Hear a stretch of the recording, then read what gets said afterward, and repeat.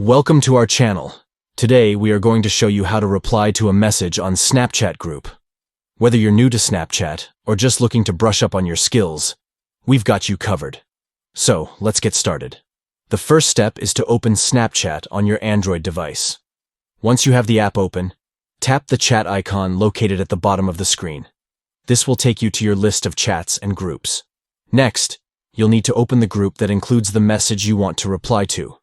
Simply tap on the group name to enter the chat. Now, here comes the fun part. To reply to a specific message, all you have to do is swipe right on the message you want to reply to. This will bring up a text box where you can type out your response. After you've written your answer beneath the text, you're ready to send it. Just tap the send arrow icon and your reply will be sent to the group. And there you have it. You've successfully replied to a message on Snapchat group. It's as simple as that. So the next time you want to join in on a conversation or share your thoughts, just follow these easy steps.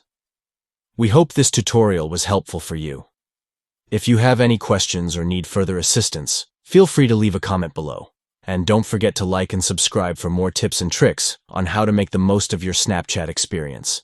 Thanks for watching.